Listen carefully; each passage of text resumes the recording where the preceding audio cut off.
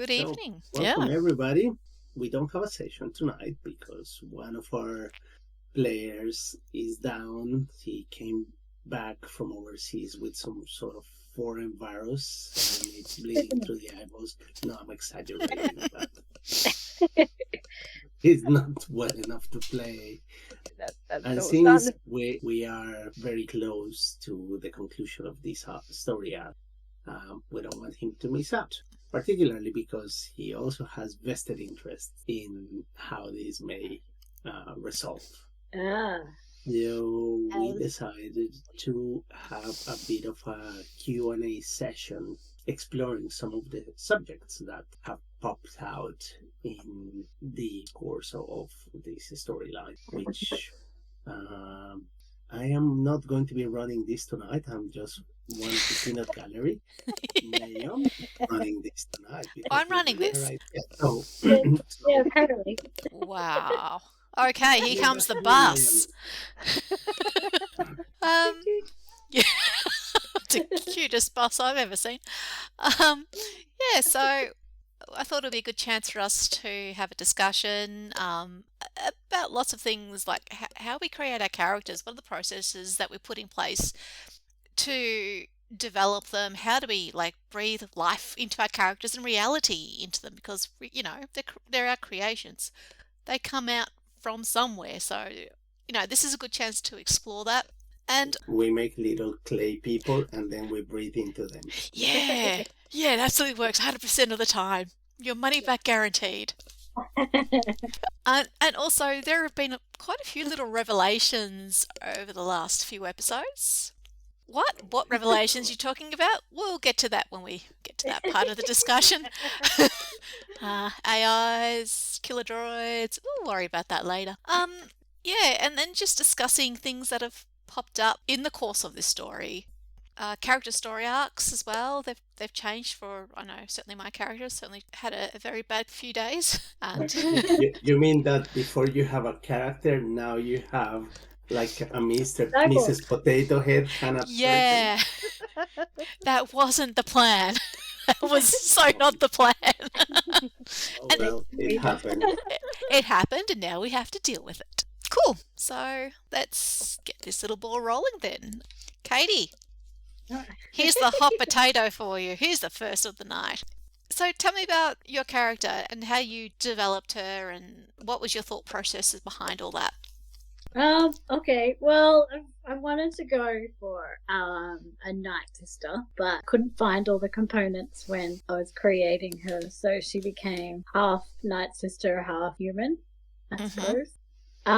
Yeah, and I sort of worked on that, so she's born in space, which made it easy because she doesn't come from a particular planet. I don't know how citizenship works. Like, they had to in Star Wars with children that are born in space. Like, so I guess we can just sort of make whatever we want up. For all veering a little bit into the legal aspect, a ship is a vessel, so it applies the same thing as nautical regulations. So, if you were born in a ship that was registered under Panamanian flag, you are Panamanian. No. Or something like that. Right. What if you were weren't registered at all? Well, then you're a mongrel, and you just buy papers. Whatever. Yeah, it's like Someone how wants do you you. even have an identity? You know, probably a good thing. Like given Considering aspects of your character background. Like honestly, when you think of the company I'm currently keeping and the revelations that have come out,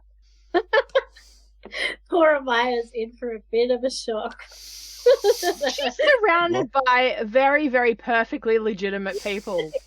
Well, this is the thing. So far, nothing has come out from your character. Your character is the one that has given the least amount of contact points. All what you have done so far is mess up with people's minds. And there will be a consequence for that. You're there. It's coming. So I wanted her to, to have a little bit of, I suppose, a spicy background. So she uses a Spicy so made her a spice smuggler with the, That's different to spicy background. I was thinking like you had a galactic, the version of the Galactic OnlyFans or something like that. Well, I don't know. We might find out later on. But The world's not ready, Kate. The world's not ready. she's a force-sensitive exile, which means she can use the force, and her mother could use the force, and so gave her lessons, but she doesn't particularly exhibit any of the force. Like, she doesn't Advertise. Yeah, so she was a spice smuggler, but then the fella she was hanging around with, things went sideways, so she left that, and it's a little bit of atonement going on, kind of running, but also trying to maybe make good. But we'll see how. Is there? Because I haven't seen she a lot of good coming out as of yet. Hey, just you wait. It's only been a couple of days, and Like more like 3 weeks. But that was like travel and stuff. and I haven't seen the Mother Teresa side of All right. We'll just have to wait and see how it evolves. Well, maybe one of her companions will be a good influence rather than the bad influence. Wrong tree. So where do you think Runsai is going to go? Like, how do you see her character evolving? Well, she's already done a bit of, which I wasn't really aware of, and it's a very interesting development with the mind control. The Jedi mind trick. Yeah. And it can take you further towards the dark side. I think that she lacks that skill, so it could be a bit of a interesting journey. You're one dodgy dice roll away. Yeah. Dodgy dice roll away from making people my puppets. Tempting, isn't it? Yeah. That's the problem. Yeah. It's yeah. I find that interesting because my favorite Star Wars character is Obi-Wan. Sorry, the cat has just decided to join us. She's underneath the table. Anyway, Obi-Wan was a big mind trick user, and I think that it's interesting that they've seemed to have developed that make it, you can slide towards the dark side. Anyway, we'll see. Yeah, cool. I'm sure that will play out. Yes, and there is a lightsaber, but she hasn't whipped it out yet, so. Yes, tell me about this lightsaber. Where, when, where, why? No. That's surprise will reveal itself in time. Damn it. Future. Thwarted again. Absolutely. And I'll say one thing. We're not going to ruin anything of the future developments here in this conversation. Nope. No? I'm with you on that one. If it's blood relevant, I'm just going to red card it. Well. When everything, when we say something and it goes no, we're like, ooh, we're on the right track. So, if you guys are going to see it that way, I'll just going to say no to everything. We never actually fall onto the right track anyway. That's true, but still, it's quite amusing to mess up with your brains because then you're like hamsters on crack, trying to figure out what did he mean. What did he mean? Yeah, I think we're all guilty of that. Yeah. And I think we all remember different things. So, we've all got the mystery that's, or at least a few mysteries that we're all like, well, what does this mean? What does this mean? And everyone's like, each of us are like, it's a different thing. Yeah. So. Perception is everything, isn't it? Yeah. And memory as well. Got to write it down, otherwise. Yeah. So, Sharon, tell me about Vazia. How did you create her? What was she based on? She was based on the idea of creating a character who is at least superficially nothing like me. I can attest to that. So she is Are we cheerful talking about and the pink? bubbly and sweet. A lot of pink. She's kind of nice. You make it sound like it's a dirty word. Or that you are not a very nice person. As well. I have been told I am very kind, but I am not very nice. So I think there's a distinction there. Okay. Um, Yeah, fair enough. Okay. No, but no, I just kind of I'm not particularly a bubbly or extroverted person, and she is very, very bubbly, very cheerful. I mean, I am generally called Little Miss Sunshine, but it's for the exact opposite reason. It's been a name given to me by a few people now. So, so I was just like, and like every other character I've played in the game has been more easy to fall into, I guess. Viper was just letting every single vicious little thought I ever had out. Oh. Yeah, Viper was bad. But in a good way. I miss Viper. Yeah, so Viper and even Anna was very, very blunt and straightforward, and I just think playing someone who kind of wheedles and uses their sweetness and niceness and very much to kind of get what they want in a different way. So Yeah, that's awesome. yeah, I thought it was a bit of an interesting departure, and how easily I fell into some of it is disturbing. I did not know I had that in me. Mhm. And then, of course, there's times where I'm like, right, I don't actually know how to do this. Like, I could flirt with this guy, but I don't know how to do that. You know? I hear you. So I was like, yeah, what have I done?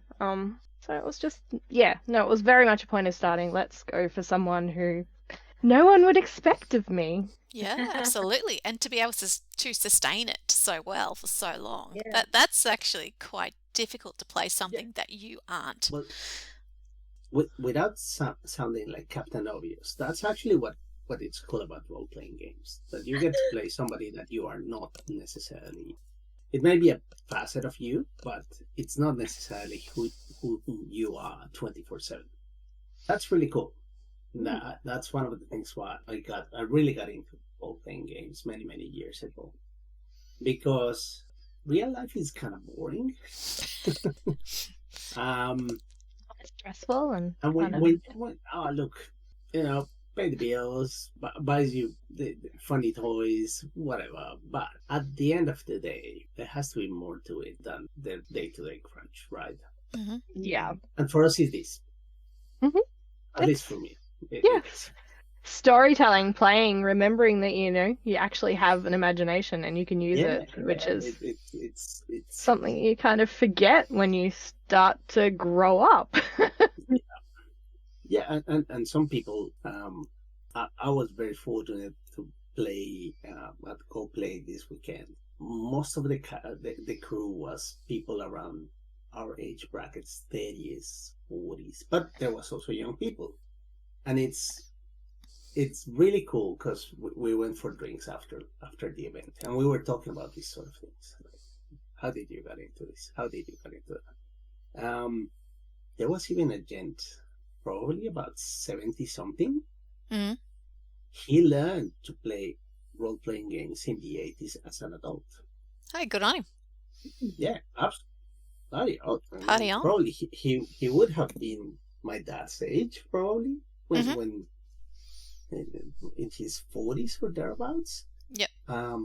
Still kicking it. still loving it. He went and did 2 sessions, and as far as I know, he turned out the next day and played another one. Good on you. Absolutely. Yeah.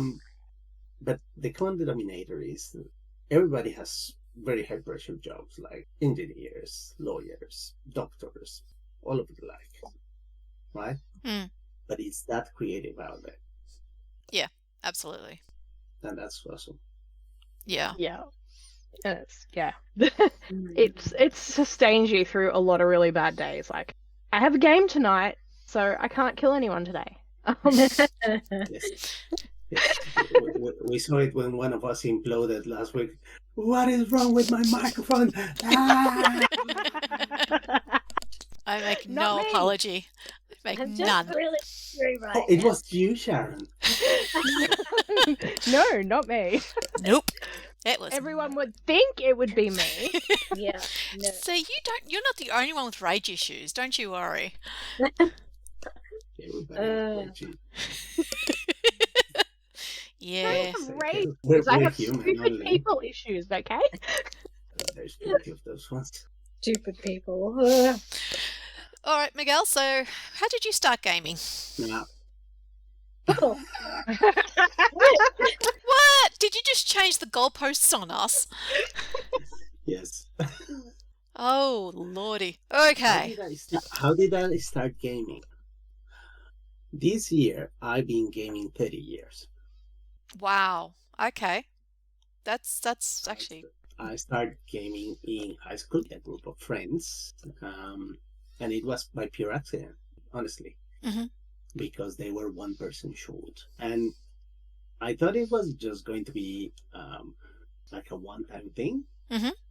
because when they told me what they were doing and what it was, I was like, I'm not really sure what this thing is about. I was playing basketball, I remember. Yep. And one of my friends came like, hey, dude, we're one person short for this. This is sort of a board game. And you can do this, that, the other thing. Like, strange. And we met in the library in one of the sections in the back. Mhm. And then somebody pulled out this dice set that it was colorful dice. And they were not your usual D6s. I'm like, what is this? And then pull out a screw, put it around a bunch of pieces of paper, and like, geez, this is a rather complicated board game. 30 something years later, I am. Yeah. I'm loving it. And I've gone through many different games. I started playing with dungeons, basically D&D. Mhm. Then moved to advanced, then went to 3 and 3.5, and then I got over dungeons, so I played World of Darkness, every single thing in World of Darkness, and then I started buying my own books. Mhm. And then after that, I think I can say with a bit of shame that I have a small fortune in books here and in South America. And I don't know how am I going to get the books that are over there, because there are a fair few and they're quite heavy, but I'll figure it out eventually. One trip at a time. Yeah, Go with an empty suitcase, come back. it's going to take a few, yes. But yeah, and when I moved to Australia, I kind of slowed down pretty much to not playing Yeah, okay. for several reasons. One, I got an accent, so when I start talking, it kind of sounds funny to some people, especially if you live in Adelaide, because they're not used to the accent and people not being your usual person. The other thing that I've noticed quite prominently here in Australia is that people only plays with their nominated cliques. They are zero adventurous. I have to say that at some point in Colombia, things just sort of evolved, and everybody was super keen on playing with everybody. We were very promiscuous in terms of tables and sharing people. Yeah. Here, there is not such a thing. You have your group of gaming, and that's who they are. Oftentimes, these people doesn't even evolve into your social sphere. They're your gaming mates. Yeah. And that's what it is. They're completely compartmentalized. We don't talk about it. We don't tell anybody. We don't invite anybody. And that's how it is. Mm. So getting a new gaming group, especially with people that wants to put the time and the energy and up to an extent make the effort of being social with a bunch of other people that you don't know from a bar of soap. Mm-hmm. It's hard. We've seen it here. The amount of transient people that we have had in the last couple of years that we've been playing, it's tremendous. And we have had great people that for whatever reason they don't come back. And some other people that are not that great. And then some of them walk by their own means, thank goodness. Some other, they need a little bit of a nudge or a push. But yeah, nonetheless, here we are. And that's sort of how I got involved into gaming. Yeah, it's very much like that, because when I first became interested, I wanted to play in high school, but there was a group of guys who were playing, and I was I was a girl. So I'm going to sorry to cut you. I'm going to say something very stupid here. And my sister, well, you guys know my sister. My sister also started playing around the same time as me. First 2 or 3 tables that I ran here in Australia, there was no female personnel. And I found this to be the strangest things in the world. So I asked, I said, girls are not interested here. And then said, like, how girls don't play. Gatekeeping was horrendous. It's like, I'm like, oh, can I play? No. It's like afraid of the boobs. Yeah, so like I got involved instead in what is very like at that time very female on the internet. It was like the round robin storytelling. So it was kind of like that. It's kind of like you've got a world and then everyone like writes a couple of paragraphs and then the next person writes it, and so that was essentially my collaborative storytelling for like many years right through uni. And then, I could have gone and played with the LARPers at uni, but a few of them were a bit too much for me. Just wait a bit. Yeah, look, I got nothing against the LARPers. That's great. But to me, because I did a fair bit of LARPing, Vampire the Masquerade. Yeah, I'm with you. Which is a very, very unique breed of LARPing. Yeah. Look, it's fun, but some people take it a bit too far. Mm-hmm. To the point that I remember after a couple of sessions, I was going there because a couple of my friends were also attending, and it would go. Sometimes it would go for the whole extent of the night. We would start at 9 p.m. and it would stop just as the sun was rising because we have to go back to our coffees. Yeah. You guys get the gist. Yeah. So I avoided that, and also because I am very introverted, that was way too. It is. Yeah. I'm not a joiner. So I'm very fortunate that I found you guys, because I actually forced myself and look, I am going to do this. I am too old to worry about what people think about me now. And with COVID, it was just no, screw it. You're desperate at that point. Screw it. We're just so fucking over this. I'm so fucking bored. The worst thing that may happen is that they say no. Yes. And it's just and there was a lot of trying to get anyone at all to let me join a game. And I finally said, well, fine, if you don't want to let me join a game, I will run one. And then you volunteered to run it, and that was even better. So, yes. That's awesome. So, yes, thank you for people who are not gatekeepers and who are yeah, sure. Oh, look, let's have a go. I saw a lot of people, and funnily enough, whilst I was in high school, because this became my Saturday afternoon. Mm-hmm. We would play role-playing games. So, and I remember that oftentimes we would not be able to resolve the adventure within the span of the Saturday, so we would sneak our dice and character sheets to school and hijack the table in the corner in the library and then play during a break. And people will see us, and sometimes people will look at us what are they doing? cool, and they're like talking in voices and talking about knights and dragons and spells, and it's like some sort of a mini play but with really bad actors. They would ask me, because I was one of the cool kids in my school to an extent.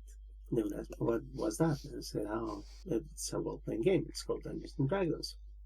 Unbeknownst to me, an even cooler guy than me, he was also playing role-playing games. And one day we were having drinks, and he said, hey, so you've had really great band that you're playing Dungeons? And I kind of laugh it up like, yeah, I play Dungeons and Dragons. And I was like, oh, cool. I play Shadowrun. Really? I said, yeah. So if you guys want to get a group of Shadowrun, let me know. I'll be happy to jump in. Like, yeah. Back in those days, I had come into fresh possession of Shadowrun Second Edition, which was a very revolutionary game, because the premise of Shadowrun is the whole cyberpunk atmosphere, but with magic. Mm-hmm. So to me, it was the coolest thing. Up until this day, I have very fond memories of Shadowrun because some of the more insane stories that I have are in that universe. And you do have some insane stories in there, I know. Well, I have 30 years of stories. When I tell you that rolling for many years was my Saturday night, that was the baseline. In some cases, it was Friday, Saturday, and Sunday. Mm-hmm. Because when you are a poor uni student and you don't have money to drink, and you Yeah. have all the time in the world and zero responsibilities, you can afford to do it. Absolutely.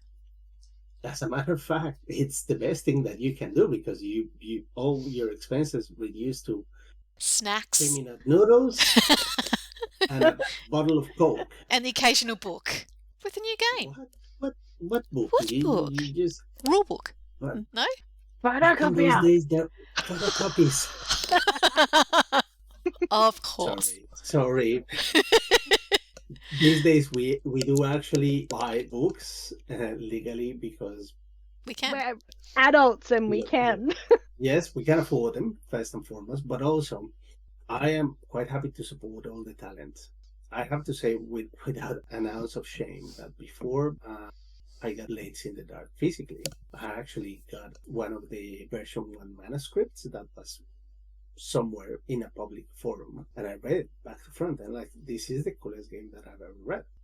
Mm-hmm. Because it's completely different to all the other products that are around, and you're a crook. You're not a hero. It's Correct. It was great, and we had a great time playing Blades in the Dark. Yeah, we did, absolutely. Yeah. So, all right, well, while you were in I the... think we're around to you and your character creation and how you started playing games. Or did you think that you were going to miss out on the... Yeah. I Spill the beans. I thought being MC I could sidestep a few of these, but no, apparently not. Spill your deep dark secrets. I don't have any, really. None of my characters have deep dark secrets. Anyway, so I started gaming actually in early university. So one of my friends, she and her boyfriend, like, he would run games, and she invited me to join the group, and that's kind of how I jumped into gaming for the first time. So it was D&D 3.5. So I played with that group for actually a few years. Then after uni, they went to Sydney. I was still at uni down here, so I kind of stopped. And about 10 years later, they got back in contact with me going, hey, we're back in Melbourne. Do you want to come and join us? We're playing something. We're playing more D&D. Like, okay. So yeah, I started doing that again. And we played mostly D&D and I think Pathfinder as well. A little bit of Mutants and Masterminds. So we played a few different games. And then COVID hit, so everything kind of ground to an utter halt. And yeah, so I enjoyed gaming. For me, it's an outlet for my creativity. I like being, as a player, having these situations and going, okay, how can I resolve it? And I love the fact that my dice like to mess with me big time, because I have plan A, my DOS roll plan B is like, okay, I have to adapt. I don't know what you're talking about. No. Plan B. It's like, we've gone way past A, B, C, D, and we're down at the bottom by the time our dice are done with us. Correct. Yeah. So we didn't sacrifice enough goats. Yeah, and so I was lucky during COVID to come across Miguel online. So we did a couple games together, and then Sharon jumped on board, and then most recently Katie. So that's been kind of my role-playing progression, if you will. As for my character, all my characters are developed using different facets of my personality, and my experiences are used to provide a foundation for them. So Maya comes from an empire backwater. She is a scout, so as a kid, her job was to go into the forest and harvest fruits and vegetables and fungi to give to her parents who ran a providore in the small town. And that really harkens back to my grandparents' upbringing. That's exactly what they had to do. They went out in the mountains, they foraged, came back to their village, and consumed what they could gather, because they were farmers, so you had to supplement, catch game and whatever to survive. So yeah, Maya is, look, she is, I won't say simple girl, but she's naive. She had a very sheltered life. um, Really? Extremely. So when she was a young girl, she came across an old abandoned hut.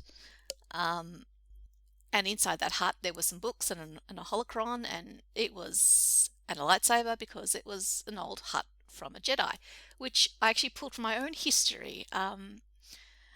Because we have a farm up in rural Victoria, and our neighbour used to have a farmhand, and he used to live in this ancient little shack. It was literally 3 metre by 3 metre, had a door and a window, and it was on the side of a road. And it was just one of those very mysterious little places I always wanted to kind of look into. Like he'd been long dead. That building was there, so it was quite derelict by the point I was snooping around. But and that kind of inspired the whole Jedi hut thing for me. And yeah, I mean, who wouldn't want to wield a lightsaber, really? It's pretty freaking cool. Yeah, so really that's kind of how Amaya gets a lightsaber and kind of realizes that there is actually a little bit more to reality, as it were. Like, these books teach her how to use the Force, and how to wield a lightsaber and all those sorts of things. And again, that's where another facet of my life comes in.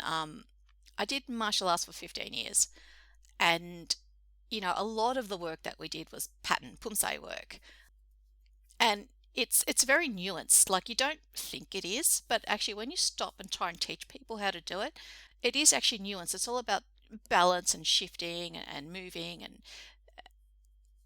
so that's kind of how you get taught to do a martial art properly.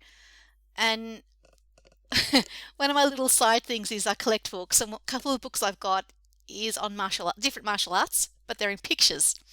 So I've got books on cane fighting, on stick fighting, there's a judo book, and it's all in pictures. So I thought, wouldn't it be fun to learn a martial arts by pictures? So So you learnt the Jedi arts by pictures. Yep. Amaya learnt the Jedi. Yep. So move to there. Okay. Somehow I've got to go from there to there. How's it done? And how's that going so far? Badly. Oh, so this might, like, you can not answer, but how did she discover that she can use the Force? I honestly think when she started to read the books, and obviously they would have talked about like the meditation and talked about the Force itself and how to contact it, and she was just lucky enough to have found that she could. So she does have access to the Force. She is a Force sensitive. However, a very badly trained one. That's one of those things that I like about the Star Wars world, or in the latest, as much as I am not a big fan of the last trilogy, there is a couple of things that get insinuated there that are pretty cool. Yeah. One of them is that the force is everywhere, literally, and because it's like a natural balance in things. It just by sheer physics, it will pendulate. So if it goes too much to one side, it will self-regulate by going to the other, right? Yeah. So in the mythos that I have on my mind when I was thinking about this is like, you know what? There would be a lot of force sensitive people going around the galaxy. They may or may not know that they are. Like one of the biggest debates that I remember from when I started playing Star Wars is Han Solo a force sensitive person because he has this extraordinary luck? We have none. In my view, I think he is not. It's But not that it's Mac, it's the Force. that does not prevent him to trust in something greater every so often and taking this big chance, and it pays out. And sometimes it doesn't too, right? It's one of those things that it's Yeah. like, you know what? Stuff it. I'm just trusting fate, and it'll be what it'll be. Mm-hmm. And the thing of the Jedi is the original concept that George Lucas was thinking about, the Zen idea of the monk that, you know, it's always at peace, it's calm, and has this certainty of purpose and faction. It's pretty cool because they never doubt about the Force. And that's something that you can see quite clearly when you see how the Sith are portrayed versus how the Jedi are portrayed. The Jedi, they never waver.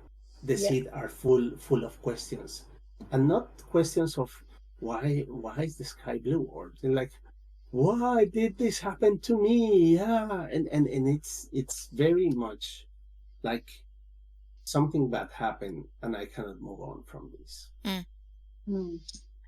Whereas the Jedi is more about acceptance. The Jedi's are saying about it. They're like, you know, the will of the Force, you know.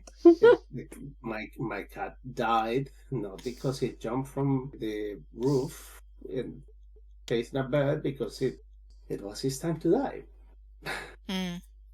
And things like that. Look, I'm over some simplifying it, and I'm pretty sure that if somebody gets to see this, they will have their own concept about the Force, as they do, because one of the beautiful things about the Star Wars fandom is that everybody has an opinion on it, right? So this is Learning this. Feel free to disagree. You already knew that. Yes, please comment. But if you're going to comment, subscribe. And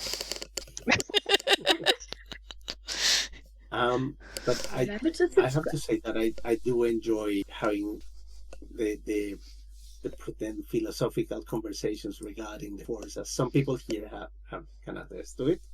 I actually have a couple of books about the Force and philosophy, and I get a kick out of it because same as Naomi, I also did practice martial arts for several years, and I did Aikido for many years. And Aikido is a martial art that essentially teaches the non-aggression element, which associates in a lot of the ways with some of the Jedi trains of thought. Right. And that's pretty cool. Now, wasn't the Jedi based on samurai and Bushido samurai thinking? Yeah. Yep. Samurai, but more than Bushido, Zen, which is the acceptance of things. Because Bushido is duty to your feudal lord. Zen is just the unwavering belief that whatever happens, happens. Yep. And there is no good or bad in it. There is just the fact that it occurs. Fair enough. So, Sharon, Moving on. moving on. Sure. All right. Actually, Sharon, how are you finding Star Wars? Little Miss Trekkie. No, we've had this discussion. I grew up in a family of Trekkies, very, very obsessive Trekkies. My mother, my grandmother, my aunt, very, very keen. So I do. I have seen just about every Star Trek ever made, and that's what I grew up with. And I do love, I do love Star Trek. I will say that. But if I am going to nominate my ultimate sci-fi ever, it's Babylon 5. Mm-hmm. So that's Yes. that Babylon Yeah. 5 is my. So I come into this and I'd seen the original movies back when I was a Yep. kid because my brothers were into them, Mm-hmm. which they had to watch when my mother was not in the house.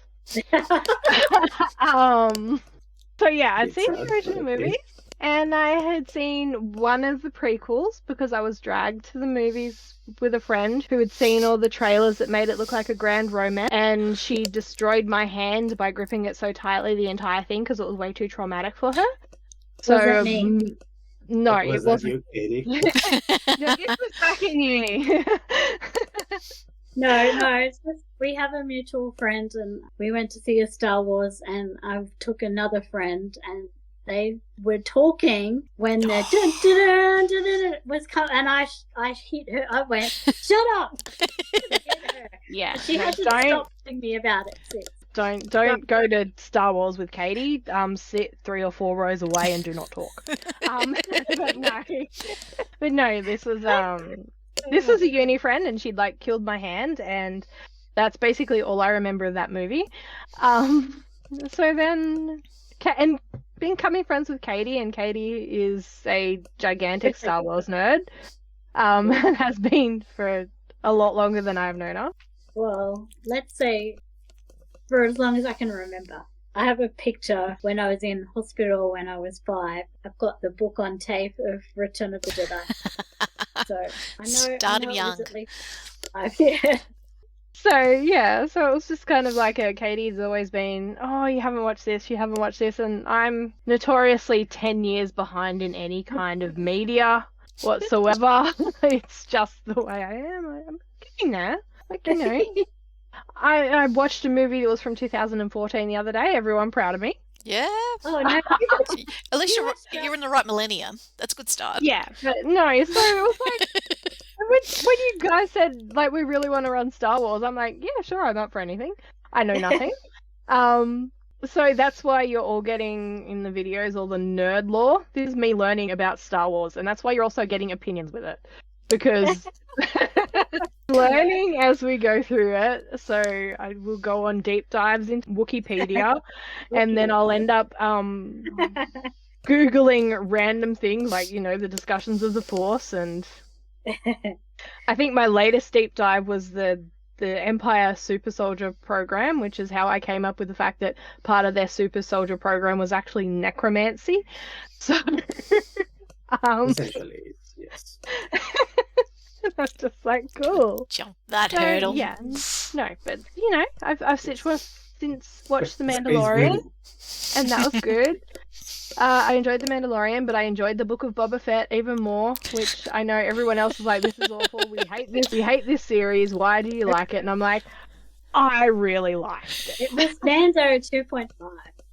No, it No. was a fascinating story about the native people of Tatooine. But it didn't really get good until the Mando was in it. Really? I thought that's when it kind of got boring, and I liked all the stuff in the desert with the tribal people. Look, I thought that they could have, it would have been good if they'd done more with the sand people, but it kind of went a predictable way a bit. But then they brought out the Power Ranger speeder things. I don't even remember. Oh my goodness. No, that was those guys on the. Oh yes. Power And they Rangers. were all like Power Ranger colours. Yep. I was like, it was like the Power Rangers, and they were goofy as well. It was like, Yeah, no, no. You that mean was the when I was soup like, gang. this is Look, stupid.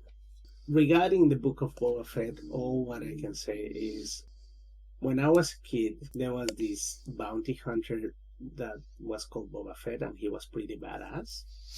I think that this was somebody that it was also called Boba Fett and dressed similarly. But Yeah, never say that. Definitely it wasn't that guy. Okay. But you know what? Yeah, You so enjoyed as it, you can and that's tell, awesome. I am a Star Wars heathen because I liked it. We'll burn you at the stake later. With a I would just go back to my, 5 series of Babylon 5 and watch them over and over again. Like one must. Absolutely. All right, Miguel, how about your character? And I know we can't reveal much because he hasn't had much No, airtime, but anything? Do we even get a name? Gabriel Kane. Yes, because that's on Oh, the opening credits, of course. not, not Space Rochester. I don't know what that means. That sounds worse than Mr. Tall Duck and whatever. That line actually sounds like you guys pick it up from 50 Shades of Grey. It's No. horrendous. Yeah. It sounds on the same level. It every You time that I hear started it, that, my dear. no, I didn't. Yeah. I hear it and I cringe and like I can see what Naomi reads when she is not playing games. Ray just stuck with it now, and it's a running gag, just like the jacket. So Yeah, let's hope not. For the collective health of your characters. You're already taking one big shot at me. Yeah, Oh, God. it could have gone worse. Oh, I know. I know. No, that was good.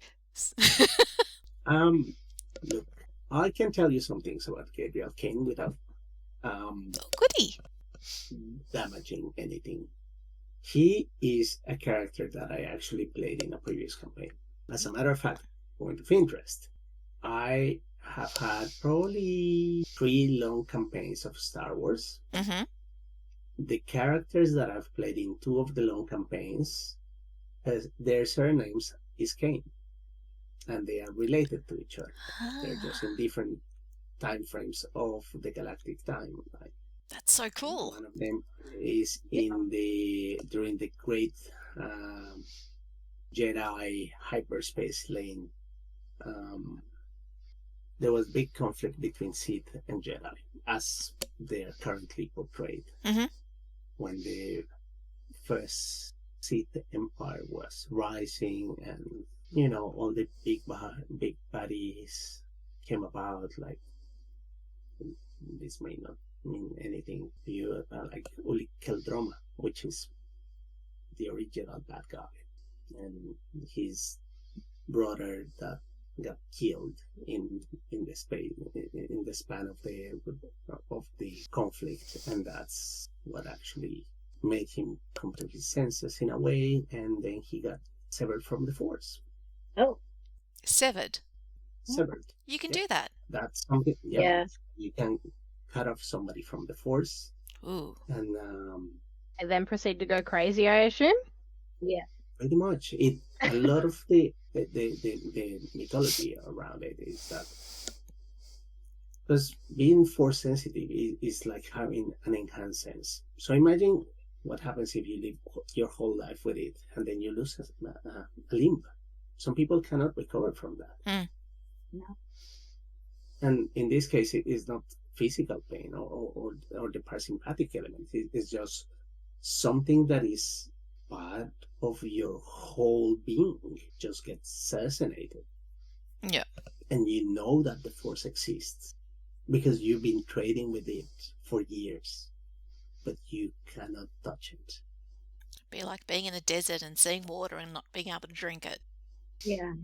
Oh, It's almost more than cruel. that. It's like being in the desert and carrying, I don't know, 2 liters of water in a completely indestructible bottle tied in your back. Mm-hmm. You're carrying it. You know that that's water. You know that that's the stuff of life, but you will never be able to touch it. Yeah. That's a level of cruelty. That's mean. Mm-hmm. So Barrett Kane, which is the ancestor of Gadriel Kane, living in those times, and he also had a very colorful life. As a matter of fact, he didn't use a lightsaber. He was an artisan, Mhm. and he used a crystal sword because he learned how to forge one from the Sith. Because originally he was playing in that edition, and then through series of events, he had its own redemption arc, and he went and played with the Jedi, Mhm. but he never used a lightsaber. He always used a crystal sword. That's pretty cool. I didn't even know they existed. Yeah, you can see them in the comics. Ah, So it's actually the other canon. interesting. Yeah. We have then at least 2 characters who are beholden to their ancestry in a way that might come out. Well, Mm. Gadriel is.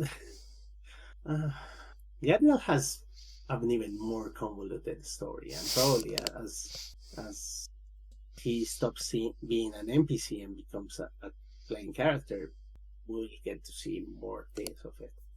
But I can tell you a couple of things that if you ever talk a little bit more about why he doesn't like the Republic, he can share. Is one, Oh. he doesn't get along with Luke Skywalker at Mm-hmm. all, and 2, he doesn't want to interact with Princess Leia Organa. Wow. So there's history there. There is history there, yes. So someone needs to throw them in the same room. Yeah. But it can't be my turn because I have my plot sorted. Oh no. How do you Wow. know? Well, mostly We don't sorted. know what. Well, Let's see how things go. Yeah. now there will be, by the end of this story arc, a hyperspace lane Mm-hmm. tying this system with the rest of the galaxy. So the galaxy is your oyster, guys. Oh. Whatever you want to come up with, the plot device has been installed and it's already primed for you. That's awesome. No, thank you. But yeah, Any possibilities? Yeah. and it is yes, he has a lot of secrets. Mm-hmm. He is distrustful by nature Yep. because of who he has been in the past. Yeah. When he first came about with the Force, he happened to associate with other Force sensitive individuals, and during the time of the rebellion, 2 of them died in different circumstances, Mm-hmm. and another one chose to recluse himself from the whole conflict, and that made its impact on him too. Good. Because he saw the war. Yeah. He understands what it took to bring the Empire down. Makes perfect sense. Be good to unpack him a little bit more, but that will happen in the game. And I know you, Miguel. We will never ever see the Scratch the surface? No, we'll get bits and pieces. We'll get little glimmers, but we'll never actually really understand Gadriel Kane. But that's cool. I think a little mystery is a good thing. Or maybe Gabriel Kane doesn't understand Gabriel. Now we're getting really existential on this one. So we're now in what session? We've done session 4. Yep. So we've had quite a few reveals that have popped up. Yes, and we're going for the grand finale. It may be very short or a bit more extended. It all depends on you guys. Well, hang on. What have we got in play? We've got 2 separate assassination plots in play. We've got a hostile AI in play. Well, yeah. Yeah. We've got an assassin droid in play. Yeah, an assassin droid. We've got Again, your mysterious you're- packages. Again, you're worrying about a bunch of things that are not plot relevant. Oh, really? I thought they were quite Not plot really. relevant. Well, this is We've got it's what I keep on telling you. You guys need to focus on one thing and unpack it. Not try to do everything at the same time. Right now, No. it's like- Vazir is very focused on one thing. and that's fine. But everybody else is trying to play counter espionage and politics and all at the same time. Like, what are you trying to achieve? And that's why oftentimes I just sit back and just let the cards And watch play us go them around all. and around in circles. Yep. Yeah, What was it? 'cause I have no idea what to tell you guys. Hamsters on crack? Hamsters on crack. Yeah. No, I think Face crack. yeah, I do think our good doctor has very specific goals, and Vazia has very specific, if not so much goals as interests, which will define everything she does. And I think Amaya is very much the true believer, and that's where And it'll be fun to crush her spirit. the interesting thing is coming in. Well, your And spirit's we on the way. don't know what Ronzai thinks other than let's play with people's minds. What can they tell me? Yeah. No, but it's good because, and you're right, Miguel, there are a lot of things in play and a lot of these things won't be resolved. I'm well aware of that. But this makes fodder for us in the next few sessions when we're running. Sorry, The person with the kill, I mean, the assassinee. the assassin droid? No, the person who, is marked for assassination. Oh, the future victim, yeah?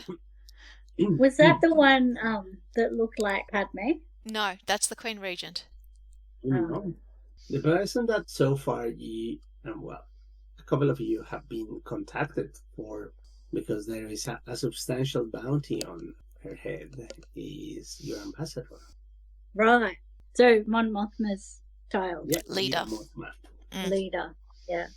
So it comes a thing of, and this may set the tone also for future adventures. Is this an outlaw story, or is this a hero arc? Right. And I'm expecting that as in any other game, which is quite amusing because people keep on forgetting this word, consequences. Yeah. There will be consequences not only at the macro plot elements, but also in between the characters, because not all the characters are going to see eye to eye on how the decisions are executed. No.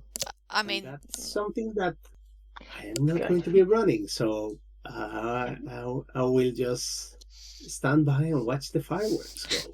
because there is already a massive schism. Like, we've got 2 of the members of the crew have been offered contracts to off the ambassador.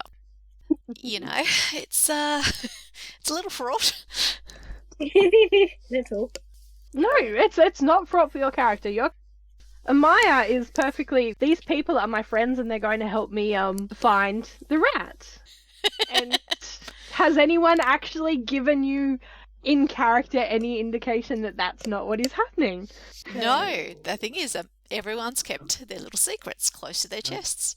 The way look, if we were painting your characters as the dog pictures, Amaya is like a Labrador or a golden Labrador. Foolish and loyal to a T, but lovable. Absolutely lovable. And then Vazzy is that nasty little chihuahua that's going to bite you in the ass. Yeah. I'm thinking more like this. Well, I was going to say sausage dog. Dachshund. Dachshund. Yeah. And Gadriel has to be the Rottweiler. No, Siberian Husky. Yeah, I would say he's more like a husky. He's like very detached for everything. Yeah, I think a Rottweiler is a little too loyal. I mean, no offense, but He's loyal to one person. It's just not one of us. Well, yeah. Oh, he also has a plan too. Oh, shocking. I way. always take great delight in seeing how you guys beat yourselves for half a session. Just spinning the wheels and like, okay, well, this is already happening whilst you guys are burning light here. yeah. So, There's clocks going in the background, we know. Falling off buildings and being turned into half clones. Yeah, that wasn't quite that wasn't my plan for a Maya at all. I've been thinking about it. It's interesting too, the fact that they have this cybernetic, like the way that they were talking about it. It's like almost experimental. Oh, it is. It is experimental. This is not. So what? It doesn't sound entirely legit. Well, it's not. No, very. It's fully legit. It was developed with the Empire. It's very Empire. It's very super soldier, very Darth Vader kind the of. other parts that aren't necromancy. And there was a lot of them. There was like cloning and biomechanics, and I went on a deep dive. Well, I don't. I mean that was one of the reasons Sounds why like you were wearing I a tinfoil It hat. was, so close to the tinfoil hat. I don't even know what this thing is capable of. So, Oh, well, that's why. Whether it has Why- attachments. Can you? oh, the attachments. Katie, I was offended for a mayor. Can you attach to the computer? No. Interface. I think I said interface. Hypocrisy. I haven't read that part of the manual yet. I was kind of hoping you'd go, oh yeah, and just like rip out a rib and be like, Nope. And you know what? Given there's a hostile AI running around, I'd rather not. Yes, please synchronize with it. See what happens. yeah. No. I think I'll leave that to the next droid. we Yes, keep on sacrificing droids. Poor droid. yes, droid. that poor thing did. Yeah, don't never trust a droid. No. So there's quite a few little plots in play, and no, we won't answer them all. They won't all get resolved in the next couple sessions. So that's things that, we can implement when we run the session, or we can take on something else. So this just lends to the complexity of the world that we play in, which is fantastic. The idea, when I came up with the idea of the contra system, I said, okay, I'm going to put a lot of Easter eggs here because No. I know that everybody is going to see something of different interest. And given the fact that each character is going to turn into an NPC during that story arc, it will associate with something. Like I'm expecting Amaya to have some sort of force quest associated to it, or back to a variation of the original idea, which was something very Romeo and Juliet that spans over different spheres. Mm-hmm. Who knows? Vasia, definitely her ties with the underworld will come up to play. In the case of Ronsa, I'm hoping that the Datomir heritage is going to shine. Yeah. It's part of it, and that's why also I'm not pushing too hard on whose obligation is active at the moment, because it sort of lines up with who is the one that is under scrutiny at that point, or sort of nudging the agenda. So yeah, I'm looking forward to see what sort of craziness you guys come about. But all what I can tell you is that I will grab the helm after everybody has run their session, and I'll tell you what was the big reveal on this system. Because you know we're going to miss it. Yeah. Of course I don't know. Ooh. Look, you may stumble with things. You may stumble with things, and you may get to figure it out by yourselves. Yeah. You're not stupid people. You just have a very dispersed focus of attention. Yes. Yeah, there's too many shinies. It's really hard to figure out which one is the right one. And that's the problem. And I love to drop you golden nuggets along the way, like haha. Are we gonna like die when we find out what the true focus is? I will admit that it's easier to focus without all the maps and all the bells and whistles. So But yeah, we do better. I'm making an effort. Well, that's probably one of the reasons why I got the Mid-Journey running on the background, because it's easier to show you an image of where you guys are at. Yes. Than to spend hours just producing a map that we get you guys are going distracted to be focused on all the things that are not relevant. I've seen it happen before several times. Yeah, we're really good at that. And then end up dead quite quickly. Yeah. No, that's so true, and I think that's just the danger with really any battle map, if you will. Like, what's relevant, what's not. It's only in hindsight that you really, really know. And the other fact that really comes into play is us as a player may know something, but we have to make decisions that our characters would be making based on Yeah. their knowledge and their experience. And so, like I knew that alleyway was a trap because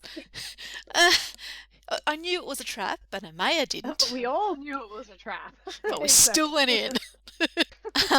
We're still like, gotta go. Gotta go.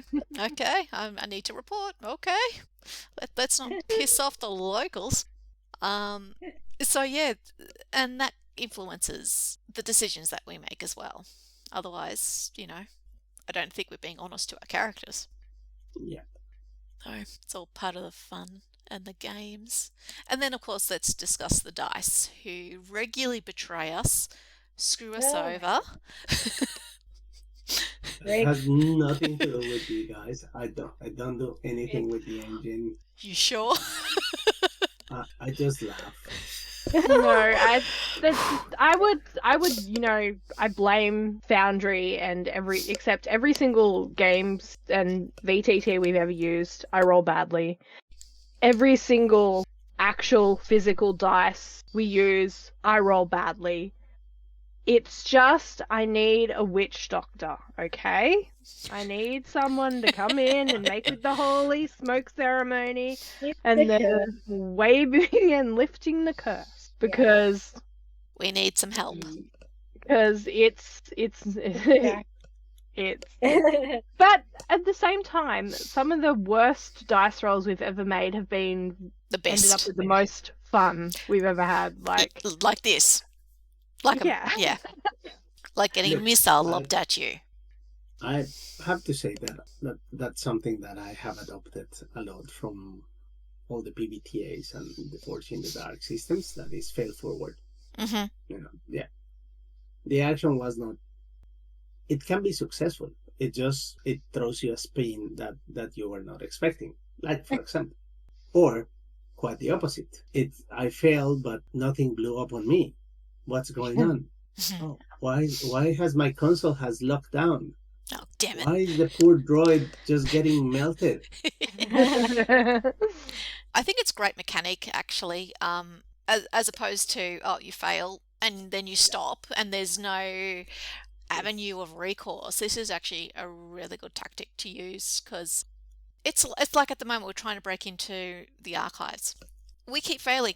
We literally cannot crack into it. So, we're running out of ideas. We've still got maybe one or two options, but, yes, we've had multiple bites of that cherry. But if this was another system, you'd have one go, and if it was a failure, that's it. That door remains closed off, but you just never get to see inside it. So I'm still wondering what Amaya wants to find in the archives. Is the thing. Yeah. What are you looking for? What is she? Well, Gadriel told her. No.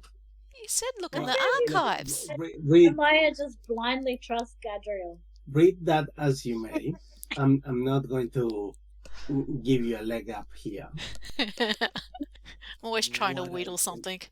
Yeah, what I can tell you is that you are trusting blindly on someone that has no real interest on you.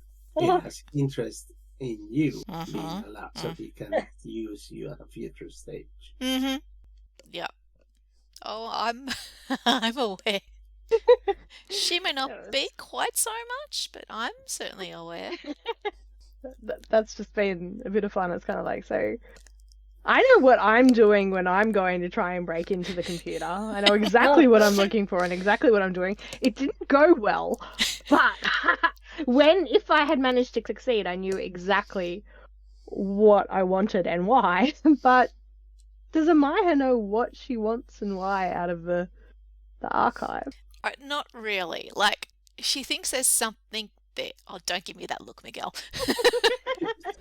She thinks that there's something there. She's looking for that nugget. And then when she finds a nugget, she can follow the seam. That's the... Okay. I'm going to get schooled. No, but it's the theory of, I'm going to find the needle in the haystack. Okay. How do you know that's the needle that you're looking for? Are you in the right field, let alone the right height haystack? Yes, it is. Yeah. Well, you know, as I said, she's had multiple bites of that cherry. They're not having much luck. So sometimes it's time to abandon something too. And things, trust in the Yeah. force, things will come to her another way. Well, Oh, right. at- Okay. after the um, events has unfolded in the last session, probably the decision is not even up to you anymore.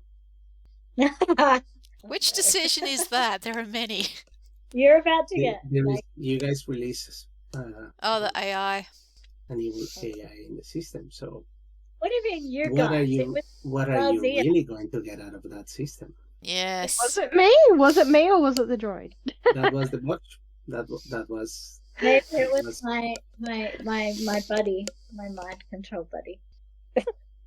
I hope not. How was he interfacing with the computer? Would it be like that?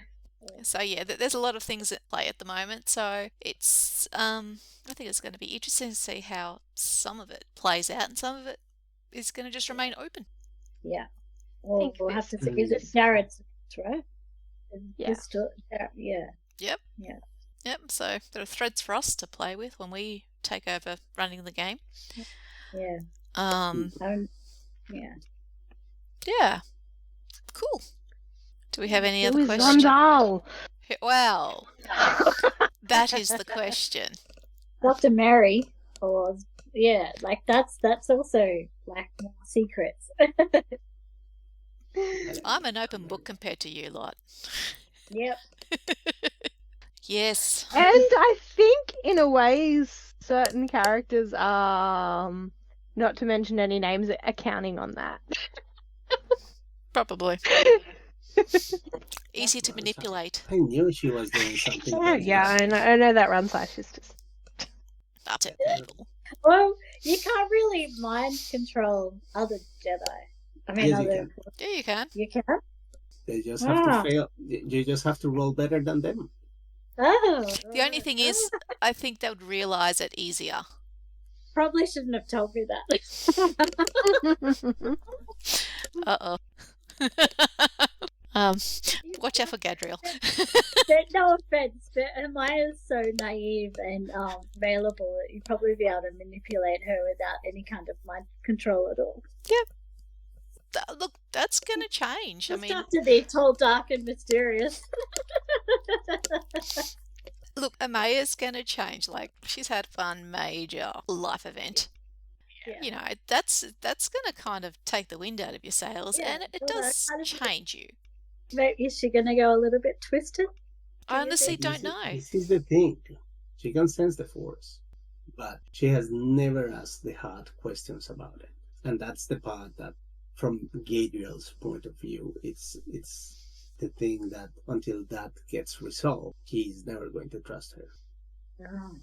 Because What do you mean, the all hard question? what she is doing is repeating in a mnemonically manner something that was written many years ago. Mm. And it was the same creed that facilitated a whole order fall down. Mm-hmm. So in his point of view, he is dealing with a would-be fanatic that doesn't even understand why he keeps on repeating the same mantra again and again. She repeats the words, but she doesn't see the meaning in it. Doesn't understand it, really. You've got a true believer in the Republic, in the Force, in the... And that's the problem. If it Yeah. was a true believer, it would be the unquestionable truth, right? This is like the Templars, right? Mm-hmm. We are going to die for the name of our Lord. We know that we're going to die nonetheless, but we will die with his name in our lips. Amaya is not that. Amaya is a child that found a book Mm-hmm. and read it so many times that create a fantasy in her mind. I mean, I think she's fascinating. She is going to grow up really, really quickly. And no, I don't know what's going to happen. I really don't. Yeah. I don't know how her path is going to go. So we're just going to have to watch and wait. Because I'm going to have to watch and wait too. Yeah, and I think this is the first time with the characters that we've all chosen. Well, I've never played with Jared before, so I don't know how he's going to react in any situation anyway. So that's really fun. But these characters are just enough different and enough far away and from what we've played before that I don't know how you guys are going to react some of the time, and that's it's a lot of fun. It is, isn't it? Like, it's like I don't have the kind of innate understanding of what you're going to do in this situation as a Maya or what you're going to do in this situation as Runzai, whereas in other games we've played, I've kind of gone, I can kind of see that this is where, like, one of the choices that will be made. Like, this is...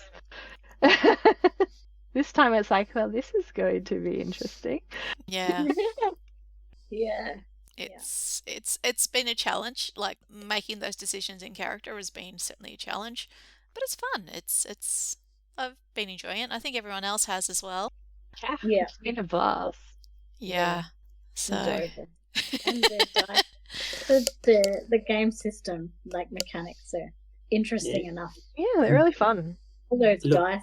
For all the bad name that Genesis system gets, and Edge of the Empire, which is the same engine, it's a very good system. It's a very good system, and it's a system that has a little bit of crunch, because it has it, but it's not a straitjacket. It gives you the opportunity of asking confidently the question of, how do you see this developing? Yeah. And at some point, I'm just going to stop telling you how the situation unfolded, and said, okay, well, how do you think the failure went, or how was this successful? What made it successful? Because it's part of the creative storytelling. Is just a multifaceted exercise. yeah, and this is collaborative storytelling with dice randomization. That is literally all we're doing. I am really actually enjoying the skill trees. Yeah, they're working for me. Well, mine are. I have to wait a bit before I can tap mine. Yeah, it's a case of, like, when, in Pathfinder and D&D and a few of the other ones, it's like all the feats and things you take, you kind of forget about them, and you're just like, no. But in this system, it's been like, I can use this to my advantage, and I can actually, like, stack all these things together and use it well. And when the dice actually, like, I stacked 3 feats or skills together, and the dice actually favored me, and hey, I got a hit on the killbot. Did really well.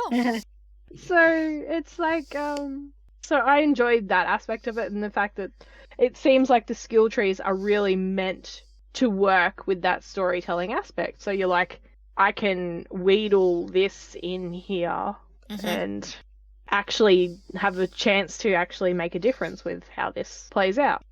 It's been reasonably straightforward as a player. Yes, we all had Miguel's help to help create the characters, because we're trying to use the Foundry. And there was a lot of math. There was a lot of math involved, and we needed some automation happening behind the scenes. I'm a bit scared, I have to admit, of running the game, because it's one thing when we say, what are we rolling? You tell us what the challenge ratings are. But when you're the person who has to think about the challenge ratings and go, okay, I need 1 adversary die, I need this die, I need this die, it's a bit complicated. So I'm going to have to do some research. Yeah.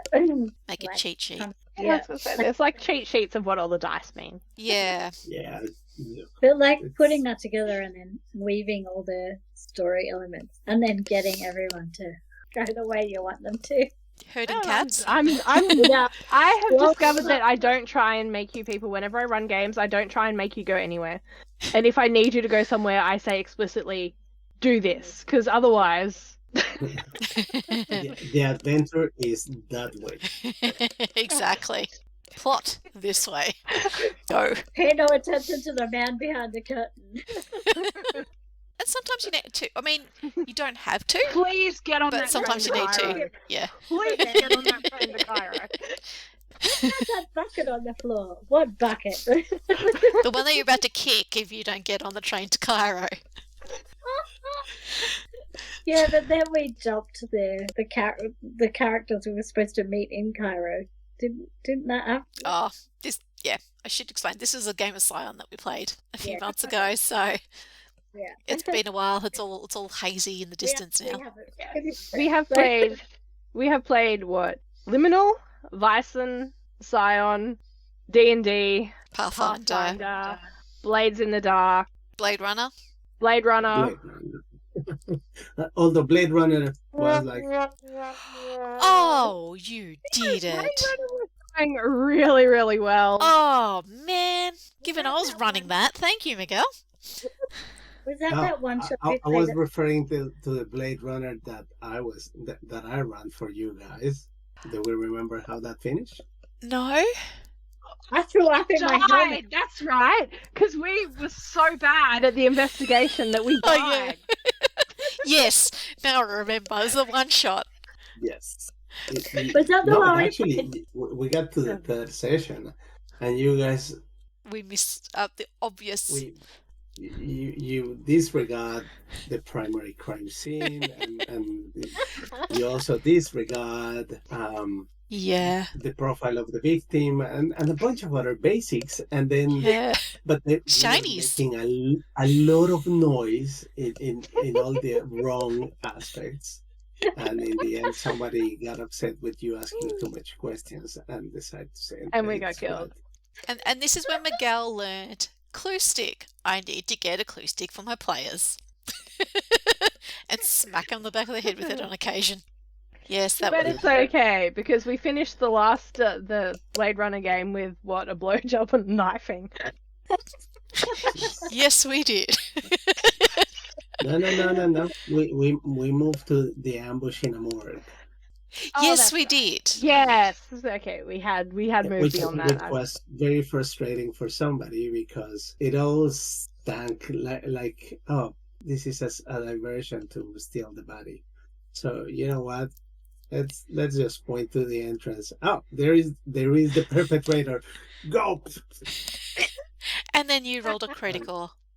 Yes. God damn! On my assassin draw, you rolled the critical. Yeah, we've had a lot of fun. One day I look forward to telling you how the Scion plot actually was meant to go out. Which Scion is a great concept. Needs a little fudging. I had the wrong story for it, I think. I needed something with more investigation because I'd written a very investigation heavy story. And there's no search function. There's no search mechanic. No search mechanic. So my bad. It's a bit of an oversight. I will revisit that one with a system with a search investigation mechanic at some point, because oh man, it was juicy and you were finally heading in the right direction. And I know. Oh, so frustrating. But this is also what happens when you're playing 3 games a week. You get really tired and you have to give one up. Yeah, so we had to give one up. Let us know what happens though, because I wanted to know what happened. We will when we get back to it. Well, I mean, we've got other games in the works already. I don't remember her name anymore. You'll remember. So we've got Vasen coming up. Yeah, 2 different versions of Vasen, so that's going to be interesting. Yep. Well, I've been told that there is some One Ring coming. So yes, there is One Ring coming. Woohoo! And because I am going to be taking a break after running games for 3 years. Yes. Yeah. He is only allowed to run one-shots after for a while. Yeah. Or might take probably maybe next year. Once we wrap up all the other campaigns that we are streaming and whatnot, I'll just stick with the Saturday game. Mm-hmm. That is going to take a bit of a while to resolve. Yep. Given the mischief we get up to. I'll hang up my hat for a bit. Yeah.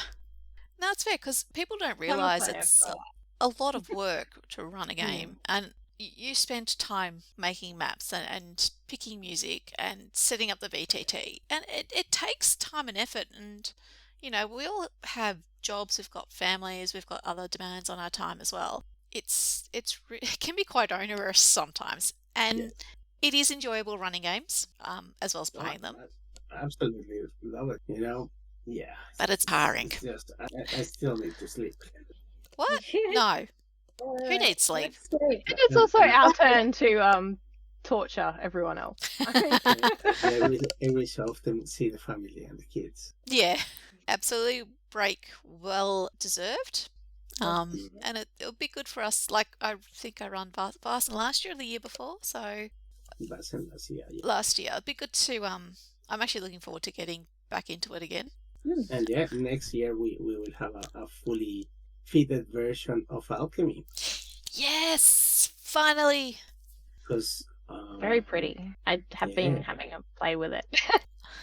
it looks pretty cool. I think it suits our style a little better. Nice little background graphics with out maps, so we're actually forced to concentrate. But it does do maps as well, so It does do maps as well, but yeah. As long as there is Pathfinder and D&D around in the market, which are the primary elements for dungeon craft and whatnot, it's inherent that there will be a requirement for this.